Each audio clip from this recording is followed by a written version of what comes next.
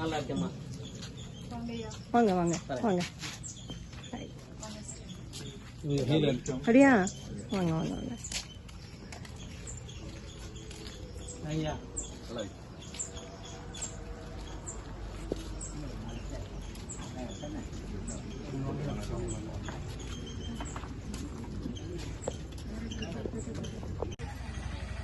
இன்னைக்கு நம்ம இங்க எல்லாரும் ஒண்ணு கூடி இருக்கிறது ராம்ஜி ட்ரஸ்டின் 13ஆம் ஆண்டை கடந்து 14 ஸ்டெப் எடுத்து வைக்க போறோம். 13 கொண்டாடி வழி அனுப்ப போறோம். தமிழ்நாடு முதுகுத்தண்டுவிடம் காயமடைந்தோர் அமைப்பில் 11ஆம் ஆண்டு ஒன்று கூடுகை மருத்துவ முகாம் முதுகுத்தண்டுவிட காயத்தை பத்தி சொல்லியிருந்தாங்க.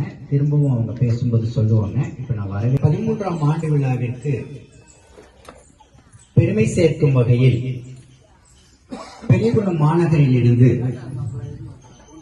வருகை தந்திருக்கும் வெற்றி தமிழர் பேரவையின் தலைவர் வழக்கறிஞர் மணிகார்த்திக் ஐயாவை வருக என்று வரவேற்கின்றோம். பெரியகுளம் நகரில் வியாபாரிகள் சங்க செயலாளராக தொடர்ந்து தன்னுடைய சேவையை செய்து வரும் ராஜவேல் ஐயாவை அவர்களையும் வருக என்று வரவேற்கின்றோம். பெரியகுளம் அரசு மருத்துவமனையில் மருத்துவராக பணியாற்றி வரும் ராம்குமார் ஐயா அவர்களையும் வரவேற்கின்றேன். இந்த 13 ஆண்டுகளும் நம்மளோட தொடர்ந்து பயணித்து வருகின்ற என்னுடைய அன்பு மாமா அக்கீல அன்வர் பாய் அவர்களையும் வருக என்று வரவேற்கிறேன். தேனியில் வசித்து வரும் அக்குஹீலர் வெங்கடேஸ்வரி சகோதரி அவர்களையும் வருக என்று வரவேற்கின்றேன். 50 பேர்ல யாருக்கு இன்னைக்கு வெளியே இயங்கிட்டு இருக்குது? ராம்ஜியினுடைய தையல் தொழில் பயிற்சி வெளியே இயங்கிட்டு இருக்கு, உள்ளே இயங்கும். என்னங்க, திருப்பூர்ல இருந்து ஆர்டர் எடுப்போம், பிசுறு வெட்டுவோம், இந்த பிரிண்டிங் போடுவோம். மாமா கூட இருப்பாரு, அன்வர் மாமா அப்ப நம்ம கூட இருப்பாரு. பிரிண்டிங் போடுவோம். ஏன் இதையே டெக்னாலஜியா நம்ம மஞ்சப்பை அடிச்சு கொடுக்கறதுல நாம இருப்போம். ராம்ஜி ட்ரஸ்டோட பேனர் இருக்கும், நீங்க இருப்பீங்க. உங்களுக்காக கை தட்டிக்கிங்க. எதிர்காலத்துக்கு 150 பேரை படுக்க போட்டு சோறை போட்டு டிவி பார்த்துட்டு சிரிச்சுக்கிட்டு இருக்கிறது அல்ல. நம்மளால இந்த சமுதாயத்துக்கு ஒரு மாற்றம் வரணும்னா நான் மாறணும் இல்ல.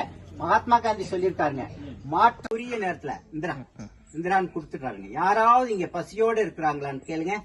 3 நேரமும் சுவையான உணவு கொடுக்கறோமோ இல்லையோ, வயிறார சூடா உணவு கொடுத்துட்டு இருக்கோம். அது இறைவனுடைய அந்த தயவுல அது கிடைச்சிருதுங்க. நானுங்கிறதுக்கு இங்க ஒண்ணுமே இல்லைங்க. நானுங்கிறதுக்கு உடம்பே பாதிங்க.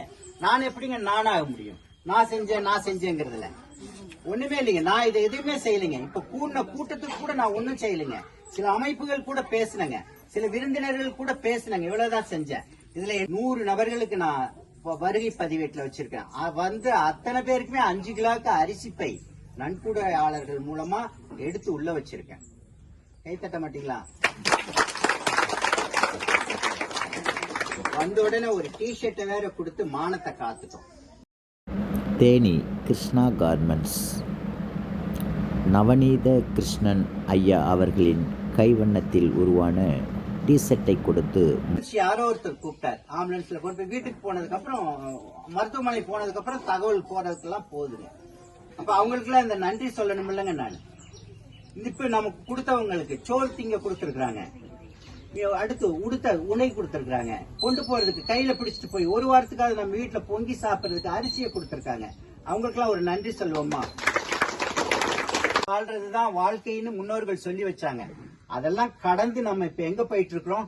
உடலே வாழ்க்கை அப்படிங்கிற லெவலுக்கு இன்றைய கலாச்சார போக்கு போயிட்டு இருக்கு. சிறு சிறு பிரச்சனைகள் குடும்பத்துல வந்தா கூட மனக்கசப்பு முறையில டிவோர்ஸ் வாங்கிட்டு இருக்கிற காலத்துல இந்த மாதிரி போயிட்டு இருக்குங்க. இப்போ அதிநவீன வளர்ச்சி அடைந்த இந்தியாவுல மலட்டுத்தன்மை அதிகமாயிடுச்சுங்க.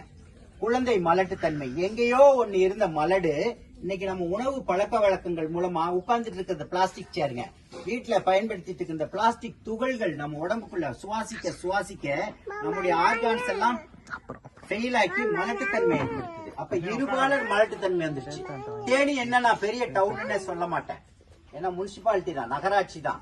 அங்கேயே 3 கருத்தரிப்பு மையம். அதனால அந்த பொன்னகைங்கிறத கூட சேர்த்தங்க. அது என்ன ஆயிடுச்சுங்க? புன்னகை சிதம்பரம் அண்ணா ஆயிட்டார்.